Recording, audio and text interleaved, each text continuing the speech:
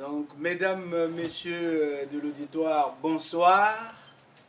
Et nous sommes arrivés pour la conférence sur la SAP. Et le thème de cette conférence, c'est « Aux sources de la SAP, SAP et valeur ajoutée ». Voilà, nous y sommes. Et on est en 2016, s'il vous plaît. 2016, et nous remercions Sciences Po et donc l'association Sciences Po pour l'Afrique d'avoir eu l'amabilité et l'élégance, je dirais, d'accueillir la SAP dans le temple du savoir français. Et Sciences Po, c'est un monument symbolique. Et vous savez, tous ceux qui ont dirigé la France sont passés quasiment par là.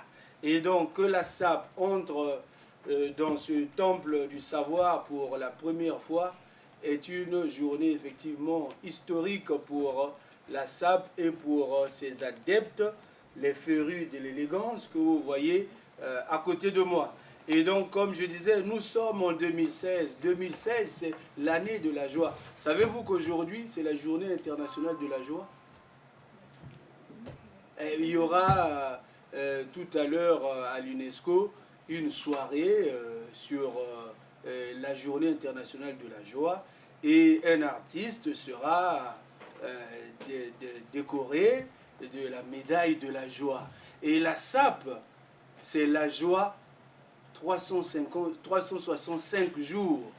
Donc, toute l'année, 24 heures sur 24, la SAP. La SAP, c'est la bonne humeur. La SAP, c'est l'élégance. La SAP, c'est le fair play.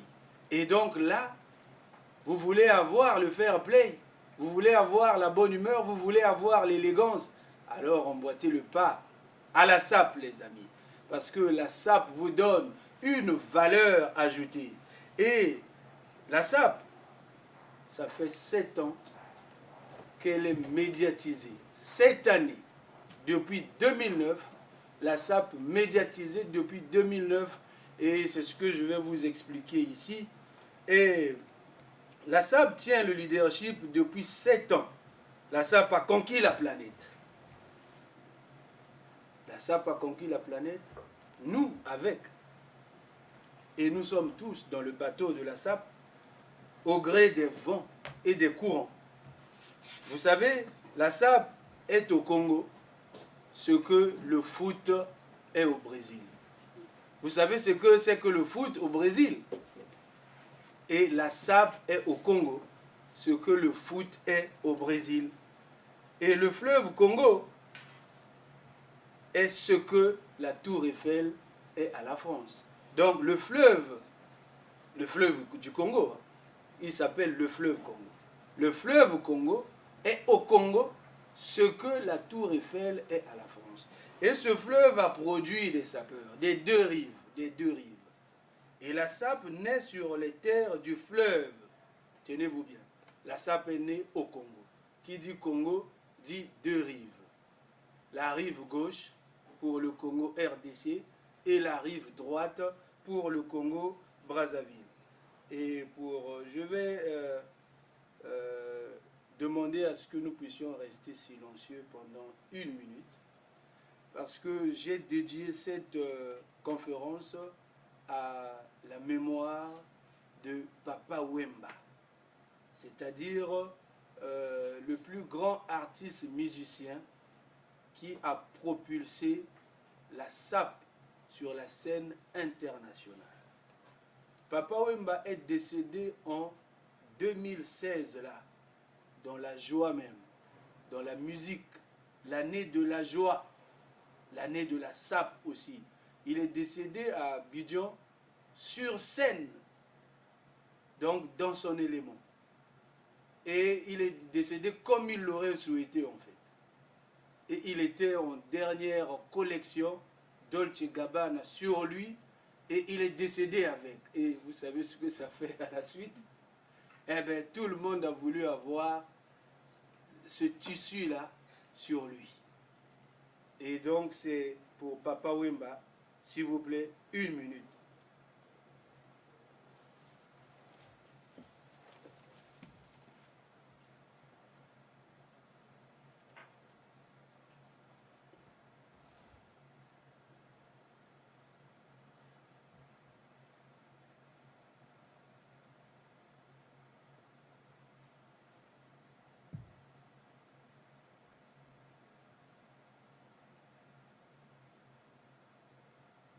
Merci les amis. Vous savez, je disais que le fleuve Congo a lui-même deux sources et la sape qui est née sur les terres du Congo n'est pas en reste.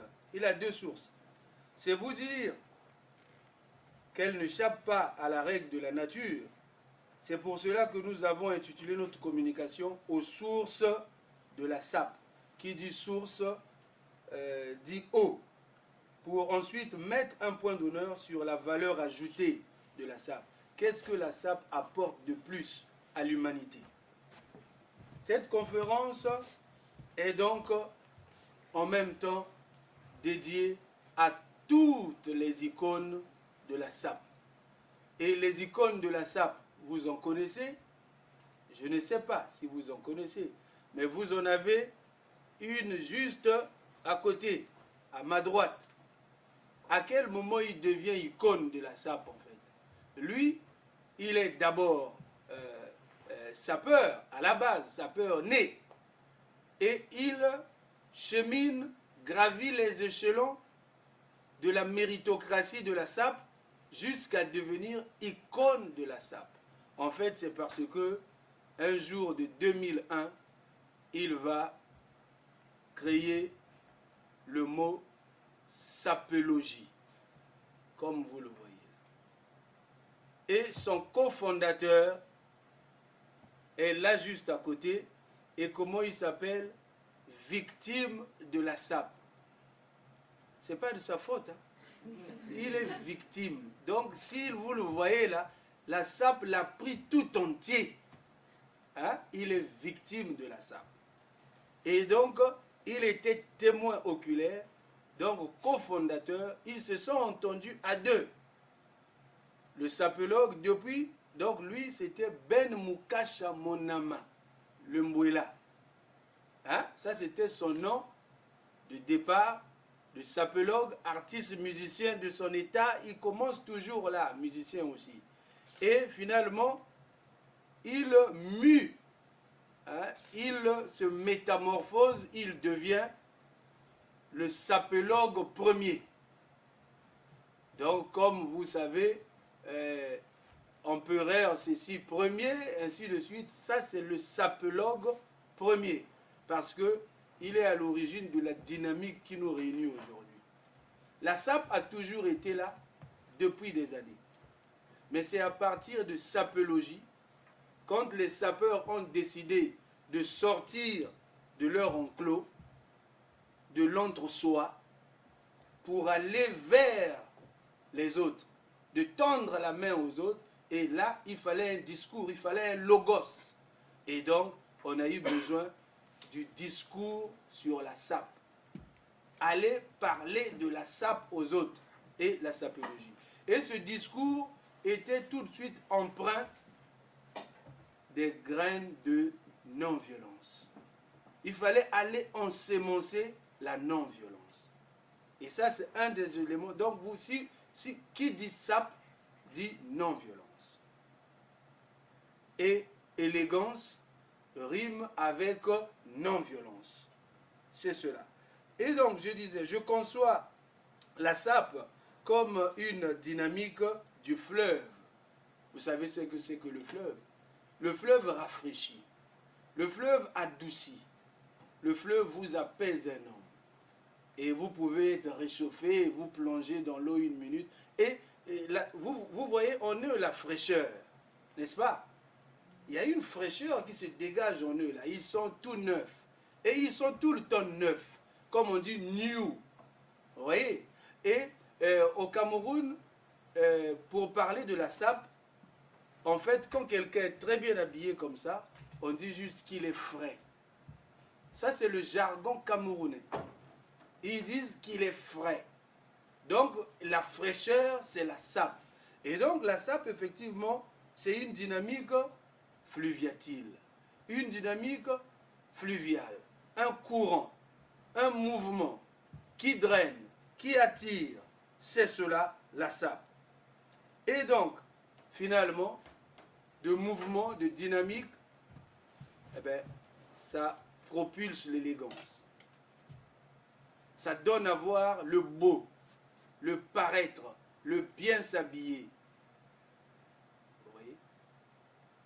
On ne porte pas seulement les habits, mais il faut savoir les mettre. L'art de faire chanter les couleurs, c'est aussi cela la sape. Ce que j'appelle par esthétique pragmatique. Alors, esthétique, pragmatique, voilà la sape, et c'est une forme de flévitude, de confluence, qui nous rapproche. Les sapeurs arborent sur eux l'équilibre humain, avec l'assemblage sur eux de toutes les couleurs. Regardez-les. Même les couleurs les plus difficiles, les couleurs difficiles à porter, les couleurs que le commun de mortels rejette par-ci ou par-là. Parce que, bon, le noir, ou bien, le blanc, j'aime pas, le rouge, j'aime pas. Mais les sapeurs vous font aimer cela. Car eux savent, à leur manière, qu'il faut de tout pour faire un monde.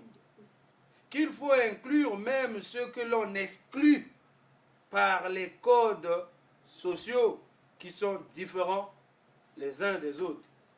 Et les sapeurs portent sur eux, j'avais dit tout à l'heure en eux, mais ils portent aussi sur eux l'art de faire cohabiter les contraires, comme tous les goûts sont dans la nature, et que les goûts et les couleurs ne s'imposent pas, ne se disputent pas, mais ce sont les hommes qui se disputent, qui discutent ou s'imposent à leur place.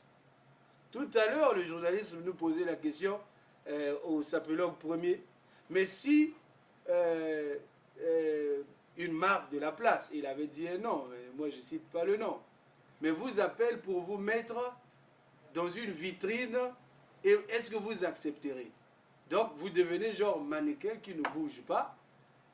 J'ai dit non, le sapeur c'est pas ça, ça marche pas comme ça. On ne peut pas imposer au sapeur les habits qu'il doit mettre. C'est lui qui décide des habits qu'il met, des couleurs qu'il met. On ne leur impose à rien en fait. Et c'est ça aussi ce qu'ils apportent à l'humanité ou bien au monde de la mode ou de l'art. Leur touche est ce que Victime de la sape appelle par l'ADN de la sape. Victime, comme vous voyez, c'est un mannequin sapeur. On les appelle avec la valeur ajoutée. Nous, on a accepté, par tolérance, de les appeler aussi mannequins. Vous savez, les mannequins, c'est ceux-là. Est-ce que ça peut bouger? Vous voyez? Mais lui, il est mannequin sapeur. Et si vous voulez vous retourner, sapeur, mannequin. Professionnel, pour défiler comme des garçons. Et tout, si vous allez sur Google, vous tapez, vous verrez ce monsieur-là, en train de défiler ce que nous appelons diatonse. Et ils ont apporté autre chose au milieu de la mode. Et alors, c'est d'ailleurs par le fait que les sapeurs sont carrément le goût de la musique, le goût de l'aventure, et ils sont des poèmes eux-mêmes, tels que vous les voyez là. Ce sont des poèmes. Qui aime les poèmes là dans la salle? Vous aimez les poèmes? Il y a des poèmes comment? Classiques et des poèmes en vers libre. Dans la sape, il y a de tout. Il y a des sapeurs classiques et il y a des sapeurs, et la plupart du temps, en vers libre. Et c'est souvent ceux-là qui ont adopté le jargon de la sapologie. Ils ont dépassé la sape classique. Voilà. Donc, ils vous montrent presque tous là, de nous cinq, il n'y a que moi qui me trouve sur une tenue complète. Vous voyez, c'est facile, hein? C'est classique ça. Parce que quand on prend, on met, c'est complet comme ça, c'est classique. Mais si je me retrouvais face à une veste et un pantalon différent, je commencerai à me gratter la tête. Je dois réfléchir à deux fois comment je vais agencer les couleurs, comment je vais les mettre. Mais eux, ils sont passés maîtres dans cet art-là. Et du coup, quand vous les voyez, vous dites, mais au fait, mais j'aurais pu mettre mon noir sur ceci, vous voyez, mais grâce à eux, finalement. Et ils ne deviennent pas d'utilité publique. Non? Les sapeurs, bon Dieu, ils sont d'utilité publique. Ils sont d'utilité publique, les sapeurs. Et dans chacun de ces sapeurs, il y a une musique qui sort. Et chacun a sa touche, a sa corde vocale. Chacun, c'est un poème à lui tout seul. Et nous, je me mets là à décrire ces poèmes-là. Il y en a qui aiment les vers libres, il y en a qui aiment les vers stricts, la rime partout. Vous voyez? Et les sapeurs vous font aimer cela. C'est d'ailleurs pour cela que nombre d'artistes musiciens sapeurs jouent leur partition dans cette musique de l'élégance, de la non-violence, de l'altruisme. Et le maître d'école, notre père, ou le formateur des idoles, Papa Wemba, on l'appelait aussi Foridol, donc formateur des idoles, a passé toute sa vie dans cette philosophie de la vie. Cette façon propre aux artistes sapeurs de voir les choses. Et c'est un état d'esprit. C'est un art de la vie. Le beau, en fait. Il y a eu Rafa Bunzeki, un chanteur, lui aussi artiste, musicien, sapeur. Et vous trouverez souvent chez les sapeurs, là même le sapeur que vous voyez là, il a été aussi musicien. Et il l'est encore. Vous voyez, à peu près tous, ils ont toujours la fibre d'être artistes, musiciens, sapeurs. Et je disais, il y a eu le cardinal Burel, qui est une forme de synthèse aussi, et il a sorti un album intitulé L'intégration de la SAP. Parce que la SAP était regardée comme quelque chose qui rassemblait les détraqués, ou bien toujours les m'as-tu vu, ou bien ceux qui les outranciers tout le temps. Mais après, on s'est rendu compte que non, ce n'était pas cela. Les sapeurs, avec le jargon et avec le concept sapéologie, ils sont allés plus loin. Ils sont allés échanger. Ils ont tendu la main aux autres. Et donc, avec leurs paroles, leur élégance, et ils font parler les habits.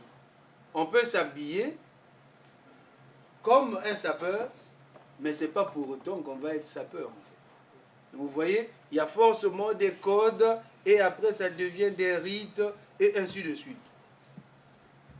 Cela donne à comprendre que la SAP ne va pas sans musique, la musique du corps, la poésie, la musique des habits, la musique de la vie, et la musique tout court.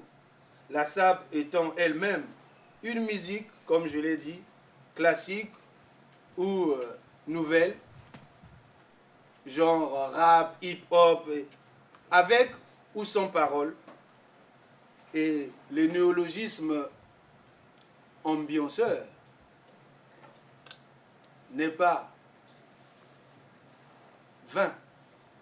Parce que il y a eu le mot ambiance. Le mot ambianceur vient du mot ambiance. Et la SAP, ça s'appelle Société des ambianceurs et des personnes élégantes. Mais société, comment vous pouvez... C'est pas une société fermée. C'est pas une société secrète. Mais le mot ambianceur n'existe pas à la base. Vous voyez, ça encore, c'est ce qu'on appelle l'ADN de la SAP. Applaudissez-moi pour ce monsieur-là. Victime de la SAP.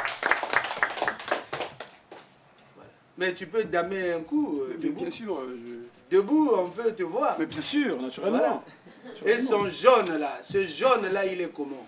Et ça c'est champagne, ça c'est... Du jaune canari. Jaune canari. Qui rime avec la cravate en cuir jaune. Vous avez vu, hein? Jaune canari. Et en bas, le pantalon, là, vous savez comment ça s'appelle? Vous savez comment? Jaune, ouais. C'est l'écossais, oui. type prince de Galles. Prince de Galles. Prince de... Pas de Cambridge. Celui de Cambridge, il est pour vous. Il est de votre génération. Ça, c'est le prince de Galles. Hein? C'est ça, là, que vous voyez. Les Écossais, c'est... Voilà, ils dament un peu, là. Et c'est... Eh oui, ça, c'est ce que la SAP apporte. Voilà. Pourquoi SAP... Voilà. Pourquoi ça dit Société des ambianceurs et des personnes élégantes? Ambianceurs, il y a la musique, tout, ça met toujours de l'ambiance. On ne peut pas venir là faire une communication comme à l'église, non. Et donc, aux sources de la SAP, autrement dit aux racines et aux origines de la SAP, SAP est le mot français qui a donné naissance au mouvement de la SAP. Le mot français SAP existe et ce qui est incroyable, c'est que tellement que les sapeurs donnent du vertige, il y a beaucoup de gens qui ont eu l'impression que le mot SAP n'existait pas. Mais le mot SAP, il existe, il est bien dans le dictionnaire. Et on a l'impression que ce sont les sapeurs qui ont inventé le mot SAP. Vous voyez? Mais eux, ils ont inventé le mot sapeur. Parce que le mot sapeur, en réalité, il existe aussi dans le français, mais on l'utilise dans le métier d'agriculture, le métier de la terre, en fait. Saper. Mais eux, la sape, c'était pas pour saper le moral. Et le mot, vous savez comment il est né? Le mot, il sort, pour arriver dans la sape, pour entrer dans la sape, il sort des beaux quartiers de Paris, en fait. Il sort de la rive droite, si vous voulez, pas la rive gauche. Hein. C'est encore la plénitude. Il sort de la rive droite. Parce que notre Congolais, Christian Loubaki, dit l'enfant mystère, se retrouve à travailler comme garçon à tout faire à côté des pachas aristocrates du 16e. Et finalement, il lui dit, bon, ben, ces habits-là, vous savez, il y a des gens, des fois, quand ils achètent leurs habits, ils ne veulent pas mettre des trucs neufs. Il lui dit, mais toi, tu as la bonne taille, là. Tu peux m'essayer cet habit-là et tout ça. Il essaie l'habit et tout. Et il commence à se prendre. Donc, voilà, il s'y croit, quoi. Et du coup, il se prend pour cet aristocrate déjà. Et dès qu'il met comme ça, et puis le gars lui dit, eh ben, mais Christian, comme ça, tu vas saper le moral à tes copains, comme ça. Donc, lui, dès qu'il enregistre saper, là, il dit, ah, mais saper le moral, mais je vais leur saper le moral. Mais, tu vois, donc il dit, c'est moi, je vais faroter, quoi. Hein, voilà. Hein, je vais leur saper le moral. Donc, du coup, il part, quand il repart en vacances, ça c'est en 75-76, ici à Paris. Quand il repart en vacances, ben, il ramène le mot, eh ben, je vais vous saper le moral. C'est la sape, c'est la sape, c'est la sape. Et ça part comme ça. Lui, quand il dit la sape, ben, ceux qui avaient étudié savaient bien que le mot sape existait. Mais lui, pour lui, le mot sape, il n'existait pas. Lui, il dit la sape et tout ça.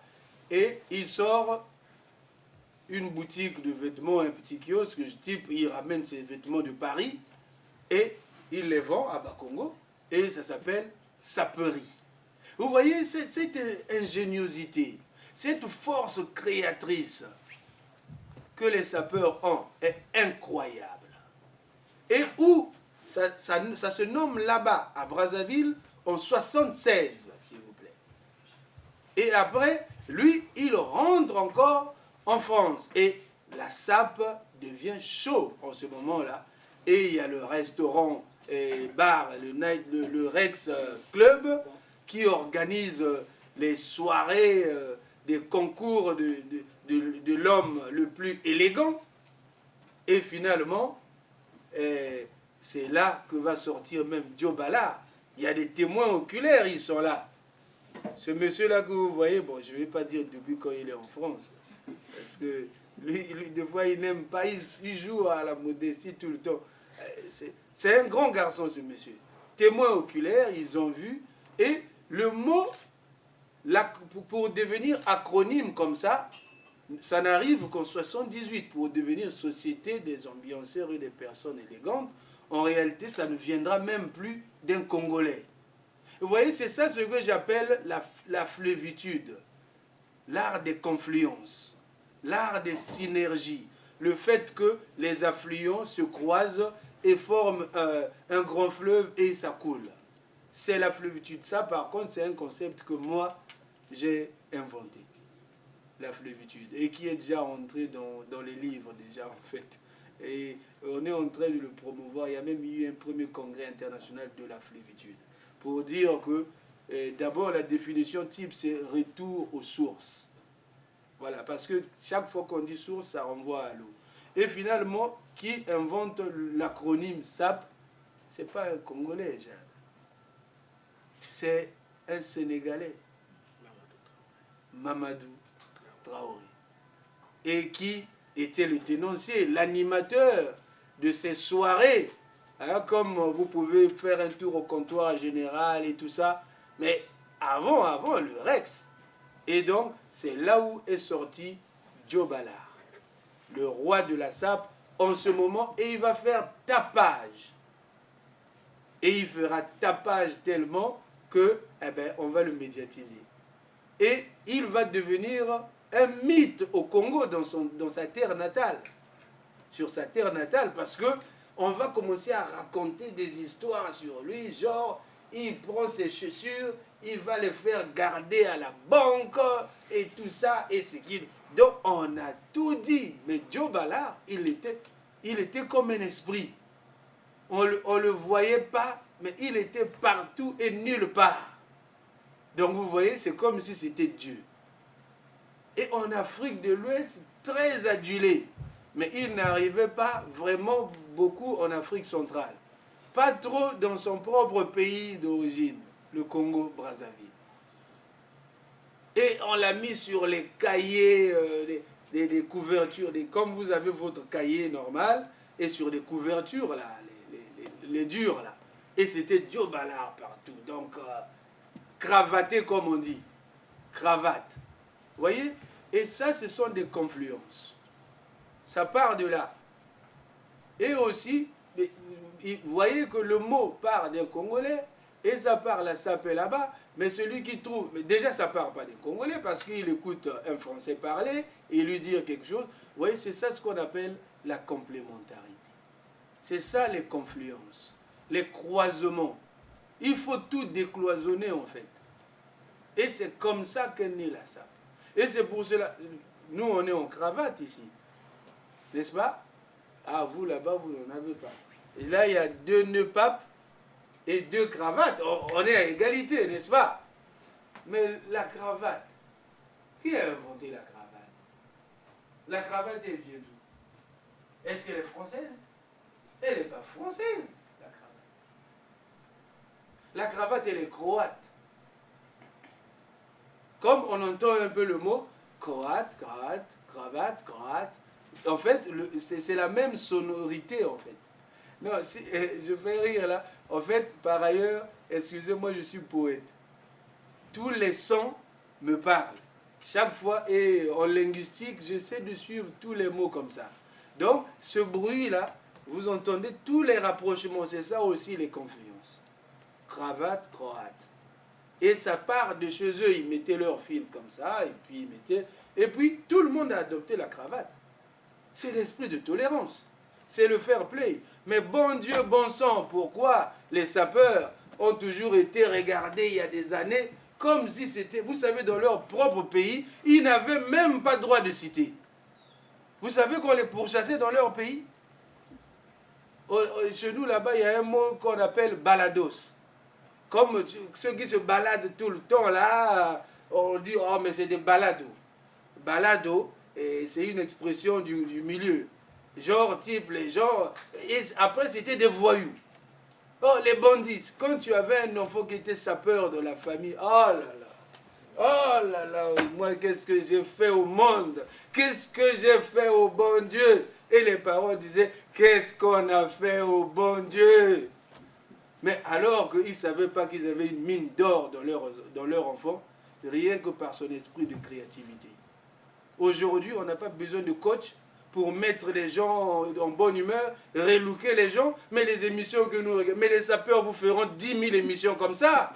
Vous voyez comment Norba de Paris est passé à roi du shopping et tout ça, et il a raflé la mise. Par jalousie, on a essayé de baisser les notes parce qu'il a pompé de l'air aux autres, à leur façon, pour eux. Mais il ne leur pompait pas de l'air. C'est ça la bonne humeur, c'est ça l'ambiance, la joie de vivre. Et il était là sur le plateau pour montrer que non, il y a des différences. Et aujourd'hui, on a besoin de coach, à gauche, à droite. Ah, mais ton look n'est pas bon. Mais les sapeurs, mais oh, tu ne peux pas le complexer. Si on doit prendre un boulot par rapport aux frères qu'on a mis, eh ben, vous avez beau être de HEC ou Pont Chaussée, vous vous pointez devant un sapeur, il vous prend le poste, bon Dieu. Parce que le sapeur, mais je vous dis, parce que cette bonne humeur, et il est optimiste comme il n'y en a pas.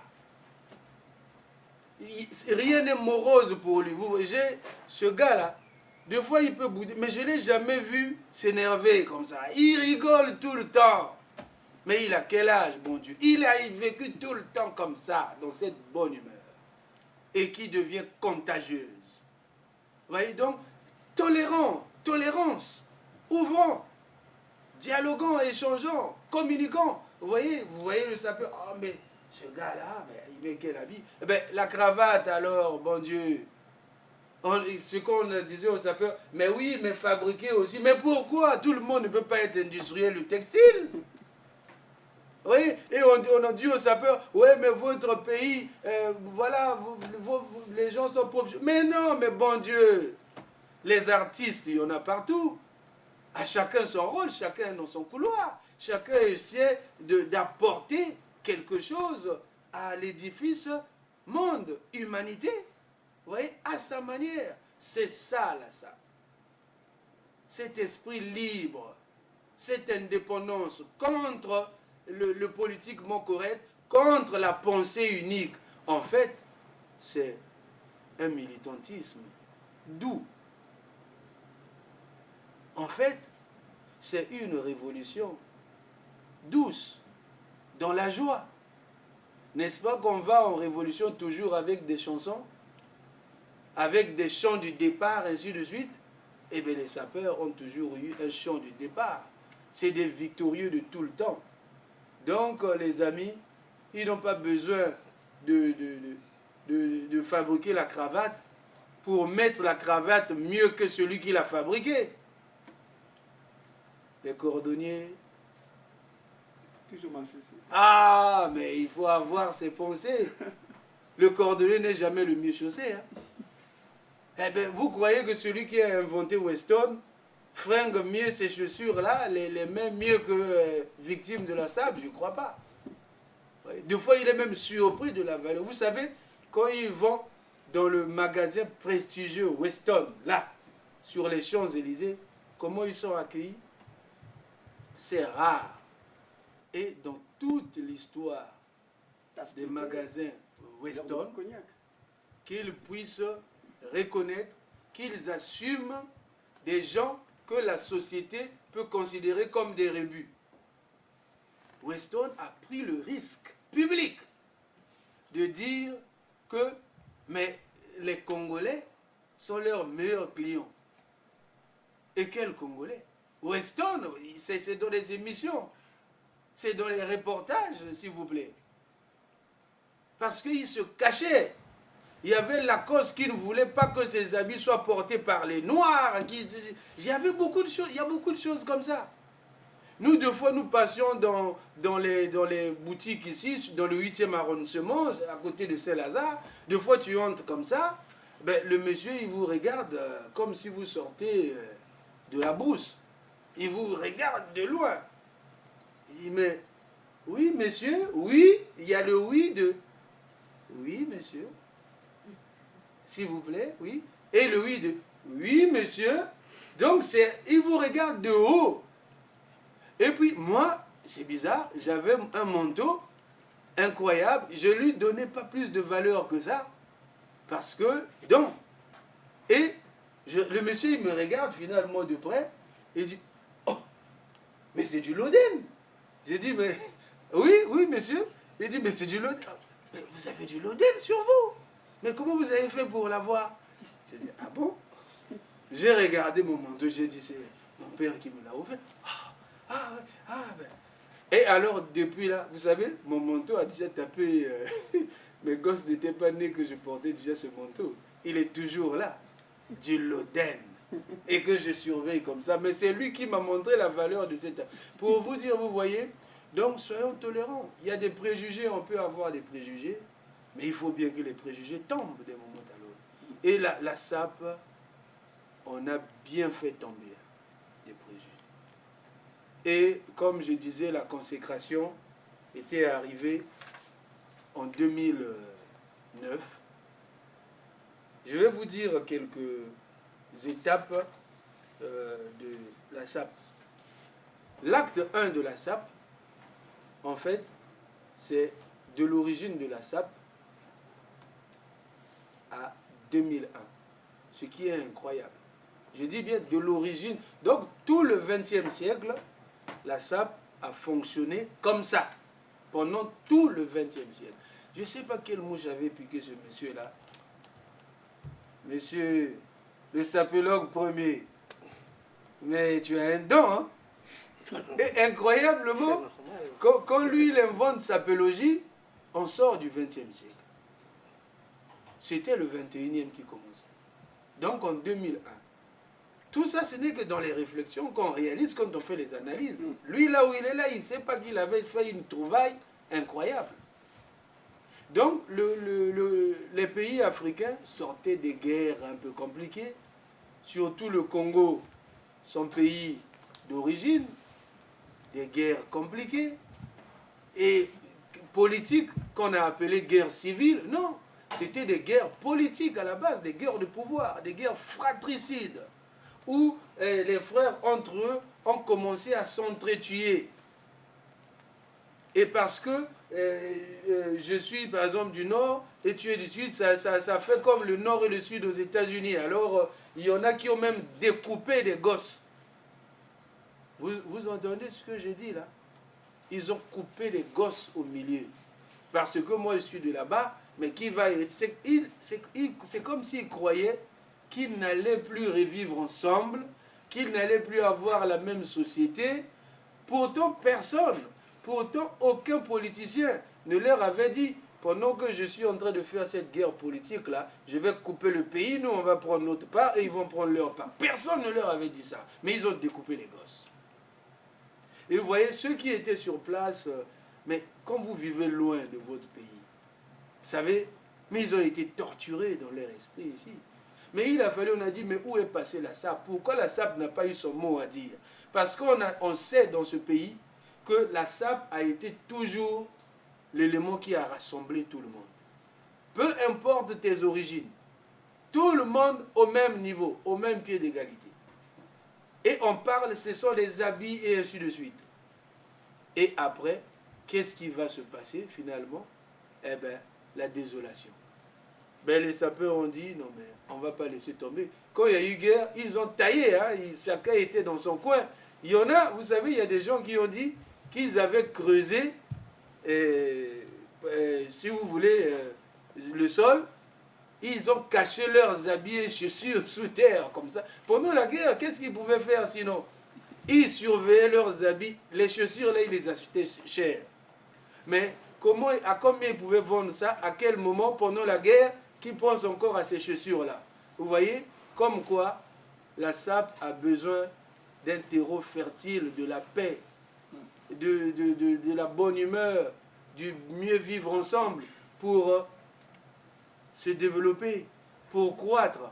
Sinon, ça ne tient pas. Et ils ont enterré les habits, ils ont fui. Mais il y avait des rumeurs, oh non, il y a des sapeurs qui ont participé. Ceux-là, eux, ils ont dit non, les sapeurs ne peuvent pas participer au massacre. Un sapeur, c'est l'adepte de la non-violence. Et c'est pour ça, quand il a appris ça, eh bien non, ils disent non, mais on lance le discours de la SAP maintenant. Sapologie. La non-violence, il faut que les gens sachent Avant, ils le faisaient que par leur manière, par les mimes, par, si vous voulez, les déguisements, tout ce qu'ils faisaient. Hein. Mais ils se sont dit non, mais il faut vraiment qu'on passe à une autre vitesse, qu'on commence à communiquer directement sur la salle. Comme rien ne se fait au hasard, savez-vous que le 21e siècle, c'est le siècle de la communication?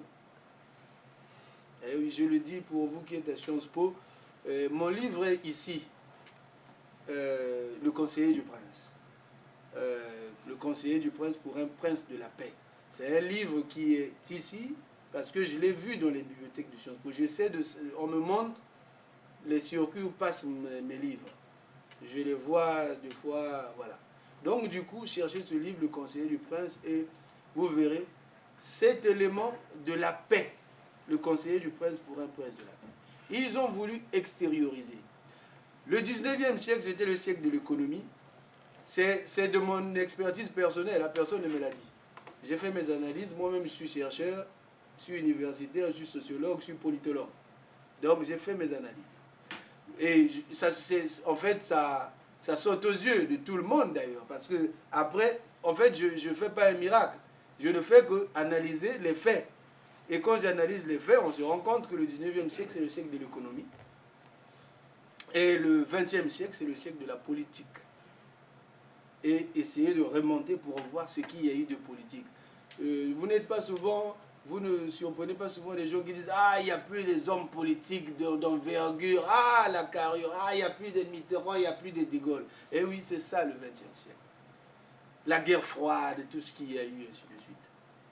Et le 21e siècle, les amis, c'est le siècle de la communication.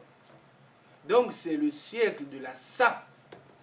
La SAP, c'est une communication non verbale à la base. C'est la communication par le paraître. Après, ça devient une communication verbale parce que ils ajoutent le nkelo, le ceci. Je vais saper le moral à ces Ngaya, à ces Mbende, à ces Tindongo, mais j'aimerais que mon gars puisse faire le tour parce qu'il va dire les commandements. Il va faire le tour là. Parce que ce que je vous dis est sérieux, les amis. On rentre au 21e siècle avec des déchirements pas possibles. Pourtant, le mur de Berlin tombe, mais ça n'arrête pas les choses. Et l'Afrique a plongé, s'il vous plaît. Et ils se disent, non, on va communiquer la non-violence de Mahatma Gandhi, et ainsi de suite. Et quand ils commencent à communiquer, et c'est la sapologie, la non-violence. La musique lance, dame fort, sapologie, sapologie, sapologie, sapologie. Et partout, la musique, donc c'est Max Toundé, il n'est pas là, il aurait pu être là aussi, j'aurais voulu le présenter. Et le producteur, qui était le producteur en franc français, dès que l'euro est passé, en 2002, il était devenu le producteur en euros. Donc, c'est un producteur de musique qui produisait l'un des plus grands musiciens sapeurs, artistes musiciens sapeurs du Congo, qu'on appelait Rafa Bunzeki. Il était décédé, ça faisait déjà un moment là. Et il a eu des droits à des funérailles nationales. Parce que finalement, et ce qui est bizarre, des fois on les reconnaît que lorsqu'ils ne sont plus. Vous voyez, c'est là où on se rend compte que oui, ils ont fait quelque chose. Et donc, là, nous avons Ben Moukasha encore là. Je ne sais pas si son pays le reconnaît. En tout cas, je ne sais pas, il est là. Hein. Et il a fait un mot qui a mené une dynamique qui a dépassé les deux rives du fleuve Congo. Et c'est parti à Abidjan, partout, sapologie. Quand il va à Abidjan, il est adulé. C'est comme Papa Wemba. Vous voyez? Comme on dit, nul n'est prophète ce soir. C'est bizarre. Hein? Moi, je me bats toujours. Je me suis battu et je continuerai à me battre. J'ai conçu le concept qu'on appelle la flévitude. Eh ben, je veux bien être prophète chez moi. Et je le ferai à ma manière. Parce qu'on a eu la négritude. C'est pas rien, s'il vous plaît. On a eu la négritude. De tout le temps de l'histoire de la pensée panafricaine, il y avait que la négritude. Il y a le panafricanisme, en réalité, il explique aussi, il va ensemble avec la négritude. Mais ça s'arrêtait au niveau de la peau, nègre, la peau. Mais nous, on a dit, il faut qu'on aille plus loin.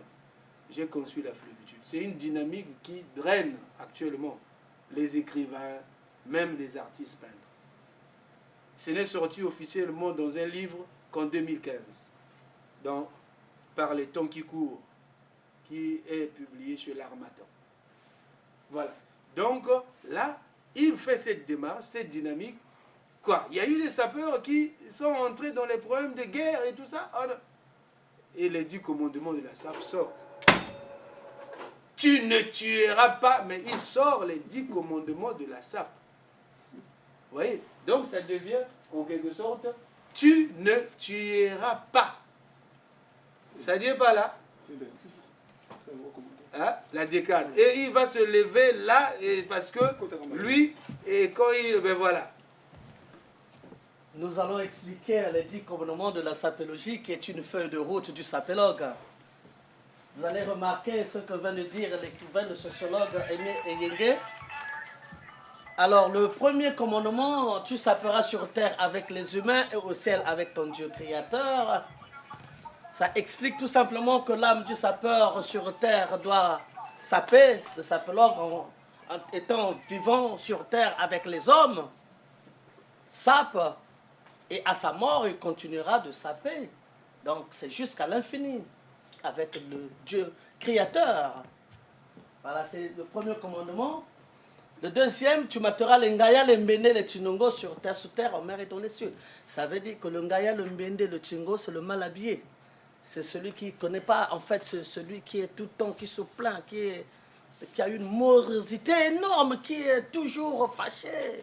Tout ça, ça fait son cadre un peu les ngaya, les mal habillés, les mal vêtus. Ceux qui sont contre la SAP, voilà, les sapéphobes. Voilà, c'est ça. Et donc, on les mate, quel que soit là où il peut être. Parce qu'il y a plusieurs, il n'y a pas beaucoup de façons d'attraper la mort, que la mort te rattrape. Ça peut être sur terre, ça peut être sous terre, ça peut être dans les cieux, comme ça peut être dans les mers. Prenons l'exemple. Aujourd'hui, on a ce gros problème des migrants. Les migrants, qu'est-ce qui se passe quand il y a un naufrage? Ça, c'est quelle mort? Dans les mers. Voilà. Donc, ça voulait expliquer que, quel que soit l'endroit où le sapélogue peut attraper la mort, peut mourir, mais il continuera, son âme continuera toujours à errer, à mater quoi, les sapéphobes, les mal habillés et les méchants. Voilà, c'est ça. Voilà. Le troisième commandement qui te dit, tu honoreras la sapélogie en tout lieu. Tout à l'heure, nous allons honorer la sapélogie par la prière d'un sapélogue. Et on ne peut pas terminer la conférence sans finir par une prière. Parce qu'avant, ce qu'a oublié notre sociologue conférencier, il fallait commencer par la prière d'un sapélogue. D'abord, d'ailleurs, il le sait, mais bon, il a attaqué tout juste parce qu'il a vu que le temps qu'il y avait, le temps qui pressait tout. Alors, voilà, donc je crois que... tout, voilà. Mais lui, il n'a pas l'habitude d'expliquer les 10. Voilà. Et vous savez, est-ce que, Jeanne, est-ce que c'est lui qui vous a donné ça? Non. Donc, en fait, il n'explique pas beaucoup. Parce que il laisse toujours 2, 3, un petit mystère et vous allez réfléchir. C'est ce qu'il a dit tout à l'heure et c'est ce qu'il va faire. Parce qu'il y a eu cette dimension-là, donc éthique, cette dimension de vertu dans la SAP. Et en même temps, il y a une autre dimension qui fait que ça devienne comme une religion, qui dit 10 commandements, ramène un peu à une religion. Et dans la SAP, il y a beaucoup d'éléments. Je suis d'abord en train de vous parler des actes, les actes de la SAP, et puis après, je vais vous parler un peu des courants de la SAP. Effectivement, et c'est là où vous voyez. Donc, quand on a sapélogie, la sapélogie est là, et l'acte 1, je vous ai dit que c'était de la création de la SAP à 2000. Quand on est passé au 3e millénaire, a commencé l'acte 2 de la SAP, avec la sapélogie comme instrument de communication pour la SAP. Je dis bien sapélogie, pas sapologie, parce qu'il y a eu une dénaturation de ce mot sapélogie en sapologie. Après, tous les deux ont commencé à cohabiter. C'est aussi, une fois de plus, ça que nous appelons la flévitude, les confluences, la tolérance. Il y a eu beaucoup de vidéos. Vous savez, tout art a commencé dans le tâtonnement, n'est-ce pas? Même Thomas Edison, tous ceux qui ont fait de grandes inventions ont tâtonné à la base. Et la sape aussi, il y a des gens qui disent, ouais, mais là, deux fois, ils commencent à aller à exagérer. C'est aussi ça. Il y a des outrances, il y a de l'extravagance, il y a beaucoup de choses. Et comme un penseur a défini l'art, eh bien, il a dit, mais l'art qui ne dérange pas n'est pas un art. Vous voyez? Donc, l'acte 2 de la SAP, c'est de 2001 à 2008. C'est-à-dire tout le moment qu'il y a eu, ça fait 7 ans, l'acte 2, toutes ces communications de toutes parts. Après, ça, il a commencé à avoir des canalisations. Et dans l'acte 2, c'est le sapélogue premier qui est moteur, si vous voulez. Et quand l'acte 3 s'ouvre, ce n'est pas qu'on décide que c'est maintenant comme ça. Moi, je le fais qu'après coup. Comme j'avais toujours l'habitude de leur dire, vous faites, je raconte. Vous faites, et ils sont artistes. L'artiste n'a pas besoin de venir expliquer son art. C'est comme là où je suis là, j'ai du mal à expliquer ce que j'écris ou les poèmes que j'écris, par exemple. Mais il y a des critiques littéraires pour eux. Et eux, ils font. Je suis toujours avec eux. Et moi, je raconte. Et c'est comme ça. Et difficilement, ils seront et faiseurs et raconteurs. Vous voyez? Donc, c'est pour cela que c'est après coup, quand on fait des analyses, il faut des recherches poussées, en fait. Effectivement, l'acte 3 commence en 2009. L'acte 3 commence... L'acte 2 a fait beaucoup de divisions. Ah oui.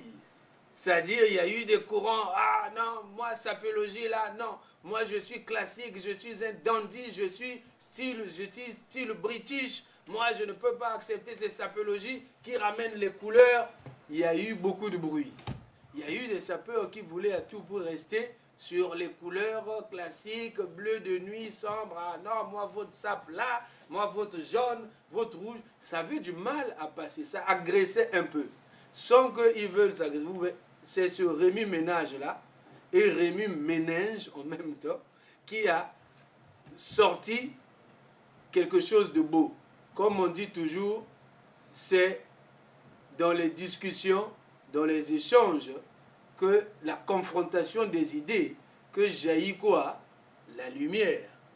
Et la lumière a jailli lorsque Paul Smith, il part de Londres, de chez lui, il dit non, mais je vais aller chercher. Mais cette lumière, comme l'étoile du matin, comme la lumière qui a conduit les rois mages, ils se sont dit, ben, il faut qu'on aille voir quelle est la source de cette lumière-là.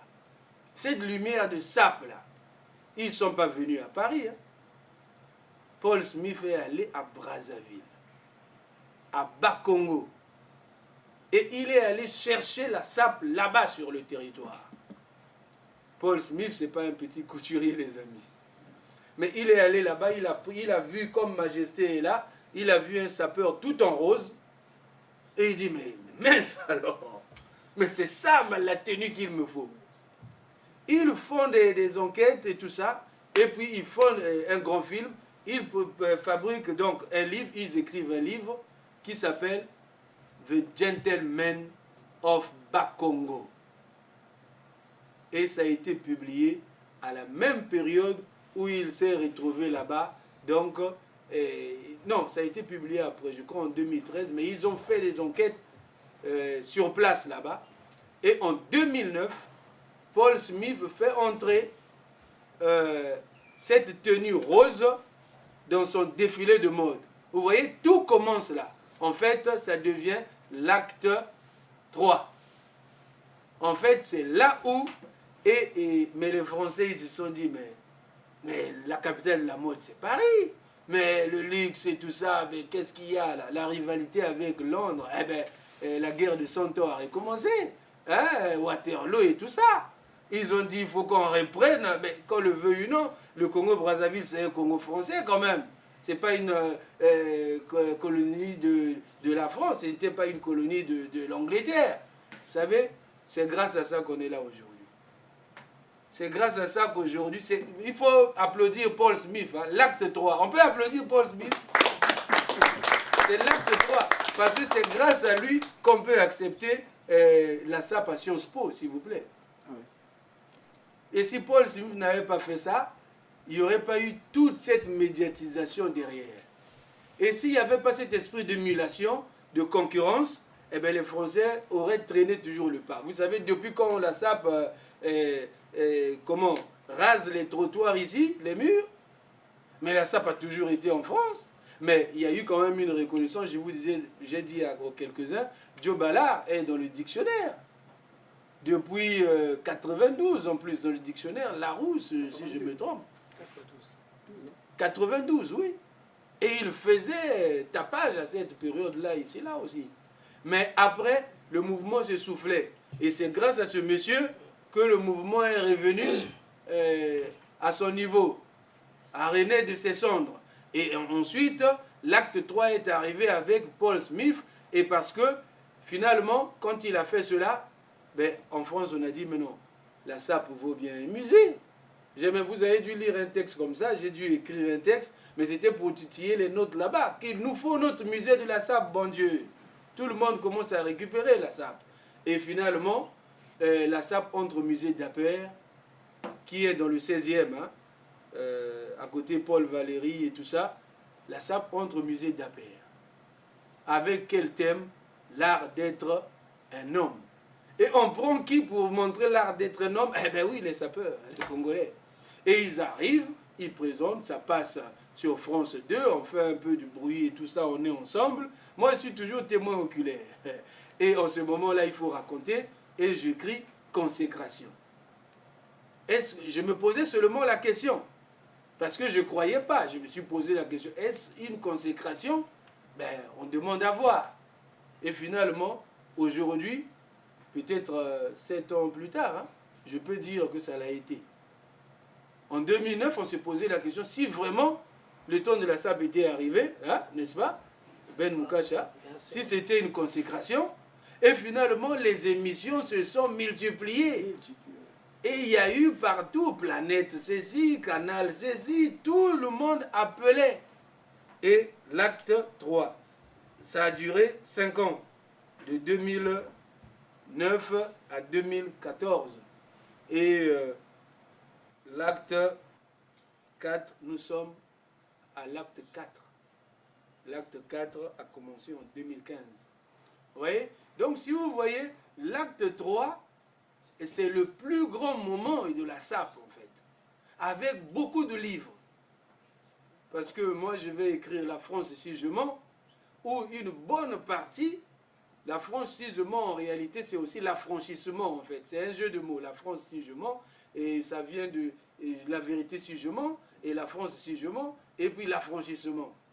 Donc on prend notre liberté, et la SAP aussi a pris des ailes. Et il y a je ne sais pas combien de pages qui parlent que de la SAP en continu dans ce roman. En fait c'est un roman, en 2007. Mais comme je ne suis pas de telle grande maison de la place, et ça passe un peu comme ça. Et finalement, Alain Mambakou s'est saisi de la question, et lui, il fait maintenant Black Bazaar en 2009. Et ça tombe pile avec le moment où Paul Smith, vous voyez, si j'étais un peu modeste, j'allais dire, non, l'acte 3 commence en 2007 avec moi quand j'écris la France du monde, je parle de la SAP au maximum. Non, non, non. Ça ne commence pas avec moi, ça commence en 2009, bien après, parce que le sujet est là, on en parle. Dans notre milieu, on a toujours parlé, on est né avec la SAP, nous tous. Mais il faut écrire, il faut avoir le temps de le faire. Donc il nous reste combien de temps? Bientôt 19 heures, c'est ça? Donc on n'a plus assez de temps. Donc maintenant, comme je vous ai donné les 4 actes, Et on est sur l'acte 5. L'acte 5 a démarré en fait avec Norba de Paris et Maître Gims. Voilà. Et parce qu'il y a eu télé-shopping. Non, roi du shopping. La SAP est rentrée carrément sur M6. Et comment Maître Gims arrive, ça peut comme jamais, et tout le monde, et ça tombe comme du ciel. Bon, la SAP, oui. C'est quoi encore la SAP? Ben, c'était toujours là. Et là, lui, gladiateur, quoi. Il a damé fort, ça peut comme jamais. Et pour vous passer juste le mot, pour vous dire qu'il y a une valeur ajoutée à la SAP, c'est là où je vais vous donner la parole, c'est vous dire que, en fait, Maître Gims a pour père un musicien, un compagnon de route de Papa Wemba. Il est de votre génération, Maître Gims. Et un compagnon de route, un musicien qui a été tout le temps artiste, musicien, sapeur. Et il a transmis la fibre artiste, musicien, sapeur à son fils, quoi. Et donc, finalement, il a chanté beaucoup de choses, ça a marché. Mais quand il a chanté ça peut comme jamais, pourtant il n'y a pas beaucoup de trucs, comme il a des morceaux très profonds aussi. Mais le mot sap, l'ADN de la... Oh, victime. Ah, Bagala Diakouba. Hein? L'ADN de la SAP, c'est quelque chose. Dès qu'il a mis sapé comme jamais, c'est parti. Norba a dit cela, eh bien, il a fait le carton. Arte, Canal CC, toutes les émissions possibles, et le film Black Dandy, s'il vous plaît, n'est pas en reste, le plus grand film qu'on ait jamais eu sur la SAP. Ils sont allés dans le monde entier avec ce film. Et les livres se sont multipliés au nom du Père et du Fils et de J.M. Weston. Il y a un roman comme ça. Il y a des livres incroyables, quoi. Vous tomberez sur des titres, mais pas possible. Weston. Vous voyez? En fait, ce sont les fictions qui ont fait connaître la SAP. Plus la musique, la fiction, ainsi de suite. Mais les livres universitaires, oh là là, je suis même en train de baver, il est là. J'ai écrit un livre universitaire depuis 2009. Mais je n'arrive pas à m'en sortir parce que ça va être jugé dans le canon de la sociologie. Donc il faut qu'il soit vraiment aux normes. Et je suis toujours en train... Il y a trop d'éléments sur la SAP. Mais je ne l'ai pas publié. Mais les fictions, nous y allons très vite. Hein. On les publie très très vite. Et Black Bazar a fait son temps et a donné ce que ça a donné. Aujourd'hui, vous savez ce que c'est que la SAP. Et ça donne encore... Il y a d'autres aventures. Ce que je voudrais vous dire, c'est à vous aussi de donner une valeur ajoutée à la SAP. Qu'attendez-vous pour ouvrir des recherches dessus? Faites des mémoires, faites la thèse de doctorat sur la SAP. À Manchester, la SAP s'enseigne à l'université. Il est là, témoin. Ça s'enseigne à l'université de Manchester. Il y a eu déjà des thèses. Si vous allez sur son journal, il va vous montrer des thèses sur ça, parce que chaque fois qu'il y a des thèses, là, j'étais en train de faire une thèse. Hein. Et là, en vous présentant ça. Mais lui, il doit être là pour vérifier si ce que je dis, c'est bon ou c'est pas bon. Voilà, je vous donne la parole, les amis, pour que vous aussi, vous puissiez, comme on n'a pas commencé, on a commencé presque 30 minutes après notre heure qu'on avait. Je savais qu'on devait avoir une heure pour nous et une heure pour vous. Mais là, vous en avez peu. Mais ce n'est pas grave. Qui a une question à poser?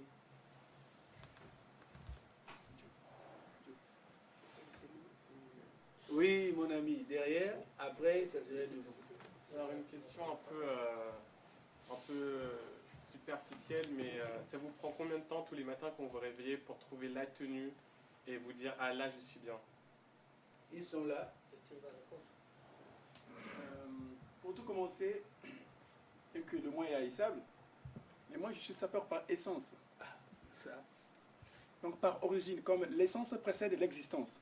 Donc avant que je n'existe, j'ai été consacré et peut-être pas fabriqué, mais créé pour être sapeur. Même au moment où notre conférencier faisait son exposé d'une façon très brillamment, je pensais à quoi qu'est-ce que je vais mettre demain. Je pensais qu'à la SAP, parce que c'est ma tasse de thé. c'est qui est un peu différent. Bon, en disant cela, je ne dis pas qu'il y a une goutte de sang de la sable qui passe dans mes veines. Vous aussi, vous pouvez le faire, ça s'apprend. Hein. Mais moi, vous voyez à quel niveau je suis? Au moment où il parle, j'ai dit, bon oui, demain, je lui ai dit, je vais mettre aussi mes vendredis, mes samedis. Je pense déjà cela. Il parle, mais je pense à ma sable. Donc, dire que 2, 3, 4 minutes, c'est vrai, si je veux faire un exploit, je le fais vite fait. Parce que le compendium, sinon, parlant des couleurs, la mission des couleurs, c'est un jeu, pour moi, c'est un jeu fermé. Mais quand on était rigoureux pour présenter quelque chose à un tableau, ça prend du temps quand même. C'est un art. Vous voyez l'artiste quand il est en train de peindre. Hein? Des fois, il peint là, il dit, ben, ça c'est pas bon. Il déchire, il met là-bas. Mais eux, ils font tout ça déjà dans la tête. Ils se projettent, quand il va arriver devant son tableau, il sait que je dame comme ça, parce qu'il a déjà en amont réfléchi sur ça. Alors, parlons du temps, c'est qu'à tout moment, quand vous préparez une tenue, dès que vous changez la cravate ou dès que vous changez la chemise, vous reprenez tout à zéro. Donc c'est difficile, donc il faut préparer, c'est des jours et des jours. Vous préparez tout en amont, avant.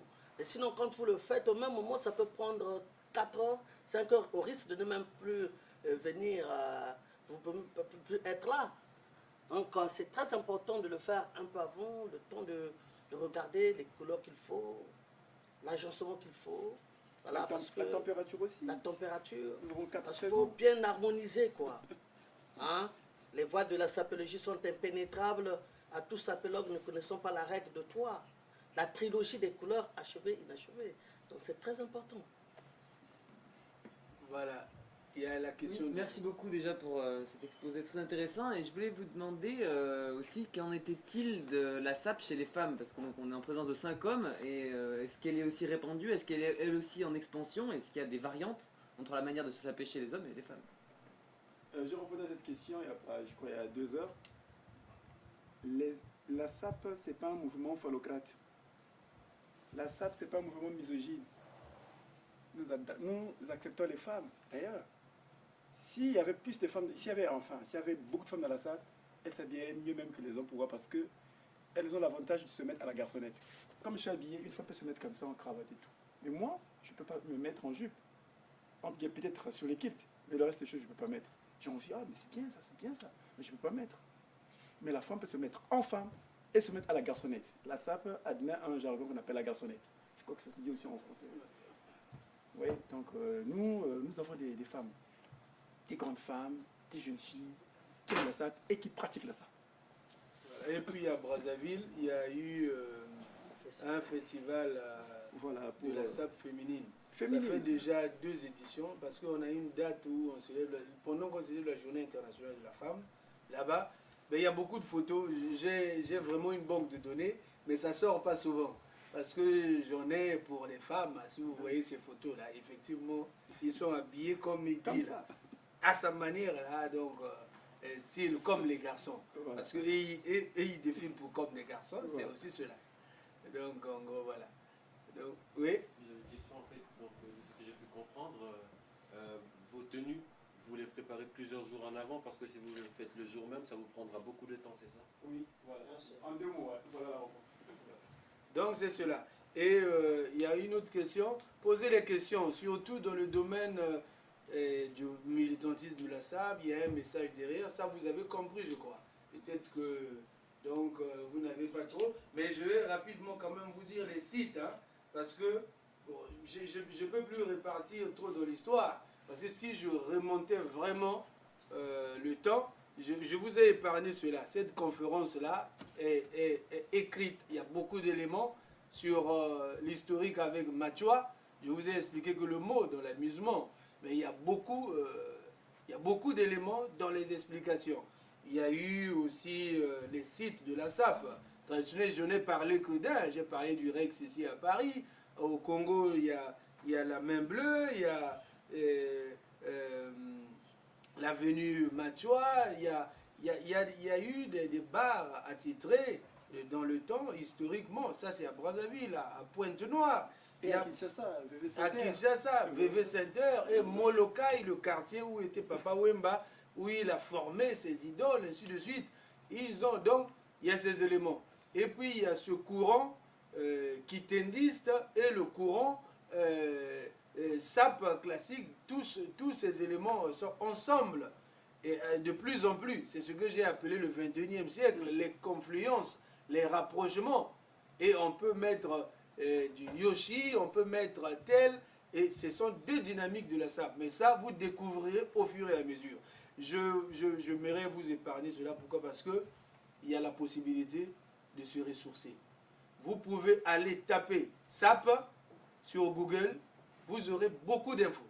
Il y a beaucoup d'articles.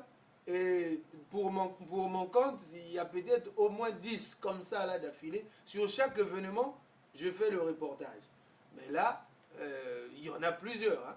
Et puis, on vous décrit même la trilogie, la règle des 3. Mais là, ce n'était pas le lieu de vous faire le coaching et tout sur ça. Mais c'était pour passer le message de la SAP à Sciences Po. Oui? Vous avez petit à petit monté les échelons. Enfin, vous avez fait connaître de plus en plus la SAP. Jusqu'à où vous comptez aller? Ah, mais la SAP doit conquérir le monde. Dans quel sens? Dans le sens où, je vous ai dit, l'élégance, le sourire. Vous voyez, quand on a souri, on a tous souri. Le sourire, c'est un langage universel. Si tu vois un sapeur, si tu ne souris pas, ah, je ne sais pas si tu vas encore sourire dans ta vie. Non, mais franchement, c'est clair. Et deux fois, on peut se dire, ah, et si parce qu'il s'est habillé comme ça, il ne vous fait pas sourire, ça peut arriver. Parce que c'est ce code-là ne vous ressemble pas trop. Mais il va faire un truc, je vous dis, que forcément vous allez sourire. Parce qu'ils ont de ces formules, regardez, il est là. Ils ont de ces formules, donc ils sont là, ils ont le virus de la bonne humeur. Mais qui ne veut pas de la bonne humeur? Je vous ai dit qu'aujourd'hui, c'était la journée de la joie. Il y a maintenant la journée des baisers, la journée de la gentillesse. Pourquoi on fait ces journées mondiales? C'est pourquoi, en fait, qu'on ait un monde un peu plus apaisé. Et les sapeurs sont ces ambassadeurs-là de la paix. L'UNESCO devrait les reconnaître d'ailleurs. Et je disais même à Jade qu'on devait prendre cette journée comme la journée internationale de la SAP. Parce que comme la journée de la joie, c'est aujourd'hui, mais si vous voulez le temple de la joie même, de la bonne humeur par essence, par excellence, mais c'est la SAP. Et tout le monde, vous savez comment les gens, quand ils regardent ces vidéos, chez eux assis, ils regardent, mais comment ils se marrent, c'est beau, et ils aiment ça. Même l'autodérision. Vous savez combien de fois les gens parlent, ils prennent le succès sur le nom de ce monsieur-là. Oh Ben Moukacha Mgaya. Donc quand il cite son nom, il devient célèbre parce qu'il parle de Ben Moukacha. Vous voyez? Et lui, il en rigole deux fois et tout. Bon, vous voyez, c'est ça. Le fait de sortir la guerre, la violence du corps et de faire seulement affronter les habits a fait que ces gens n'ont plus le temps d'être violents. Ouais. Connaissez-vous combien de personnes qui sont adeptes de l'élégance qui sont violents? Vous en connaissez combien? Je ne sais pas. C'est-à-dire, l'élégance ne va pas avec la violence. Souvent, pourtant, c'est élégance, violence. Ça rime, vous direz, ah non, ça rime pas. C'est élégance et non-violence. Vous voyez, donc c'est ce qu'il profère. Donc, votre question vraiment est très très utile. Parce qu'il faut répondre à cela. Il faut faire rire partout. On les invite partout, ils vont partout. Les Américains viennent ici quand ils n'ont pas assez d'argent pour les inviter directement là-bas. Ils viennent, ils prennent les éléments, ils vont diffuser. Des fois eux-mêmes, ils ne savent pas, ils sont ici. Black Dundee, c'est un film qui a été fait comme ça. Wiseman a circulé la planète. Pourquoi? Pour la SAP. Donc c'est pour dire que la SAP est déjà planétaire. Depuis. Voilà. J'aurais une autre question en fait. On remarque puisque vous êtes d'une certaine génération, plus ou moins. Est-ce que les générations après vous sont aussi impliquées dans la SAP que vous l'êtes? Mon ami, je vous ai dit tout à l'heure que la SAP est au Congo ce que le football est au Brésil. Allez-y, posez cette question aux Brésiliens sur le foot et vous comprendrez. Et vous verrez qu'il y a des Brésiliens tout le temps, même s'il dort, il est là avec le ballon. Les sapeurs, là, vous ne voyez pas, il y a des photos de Jade là, où, je ne sais pas, vous n'avez pas eu cette photo, il y a un petit avec chapeau, et tout petit là, il est là, donc le petit il démarre. Mais nous autres là, vous savez à quel âge on a commencé la SAP? Mais pour atteindre cet âge-là, il faut avoir commencé. Si je vous dis qu'à 6 ans, nous autres on allait dans les booms, vous pouvez comprendre, on nous met les habits, là on décidait un peu à ta place quoi. On te met les bretelles, les trucs et tout, on part là, on sort, donc on appelait ça, je ne vous ai pas donné les mots, crack, hein, et on n'a pas eu le temps, tout est écrit, hein. C'est-à-dire j'avais préparé vraiment la conférence au double. Et donc pour vous dire, il y a des appellations, avant qu'il y ait les sapeurs et tout ça, il y avait bien crack, il y avait parisien, mais le mot crack, vous savez ce que ça veut dire? Allez seulement regarder dans le dictionnaire. J'avais fait le travail pour vous, mais je ne peux pas me mettre là à tout détailler, il fait tard déjà. Crack, c'est vainqueur, c'est combattant, c'est résistant, et crack, c'est ce que ça veut dire. Les cracks, quand tu es crack à l'école, vous êtes ici parce que vous êtes des cracks, parce que Sciences Po, c'est une école d'élite. Eh oui, tout le monde ne vient pas ici, on fait de la méritocratie, vous êtes des cracks. Et les sapeurs ont été des cracks aussi, et ils sont des cracks, parce que après le mot sapeur a pris le pas sur tous les mots. Pourquoi? Pas parce que les autres mots étaient vils, non. Parce que c'est le mot sap le mot sapeur qui se rapproche plus au mot sap. Parce que si on disait des cracks, on aurait toujours du mal, ah mais crack. Mais quand on dit des sapeurs, on sait que c'est des gens qui se sapent. Hein, ils sapent comme jamais. Mais quand on dit crack, on disait aussi parisien. Il y a beaucoup de mots. Il y a des playboys. Il y a des mots il y a eu beaucoup de mots quand on disait. Donc les jeunes, il y en a plein. Et il y a même une génération ici que Bachelor fait monter qu'on appelle les Amunda aussi. Hein. Il y a des jeunes et il y a même des plus jeunes. Avant, on disait, bah oui, mais... Et ils disent toujours, eh bien, n'oublie pas le chemin de l'école. Donc, sois d'abord craque aussi à l'école et avance et tout, l'élégance, tout ça, mets tout devant et les atouts. Vous voyez, quelque part, on dit aussi, il n'y a pas que l'école dans la vie. Parce que Dell qui a fabriqué Dell n'avait pas eu un doctorat. Hein, la maison Dell d'informatique, Dell avait le bac. Et il a fait Dell que nous avons tous utilisé. Et Zuckerberg a fait ce qu'il a fait. Donc, et la SAP peut servir à beaucoup de choses. On les prend maintenant pour des conseillers vestimentaires, pour être conseillers vestimentaires. Vous avez posé des questions. Ils sont les coachs qu'on a là pour relooking, là, au centuple. C'est ces gens que vous voyez. Donc, ils regardent là, ils disent ça. Et c'est cette valeur-là qu'on veut qu'on rende, cette reconnaissance-là, qu'on veut qu'on puisse rendre un peu à la SAP. La SAP a beaucoup de... Voilà. Ok. Et il y a encore... Mais, vous êtes arrivé vraiment en retard. Mais pas trop, parce qu'on a commencé à 17h, combien? 40. Hein? On a commencé à 17h combien? On va 40. 40.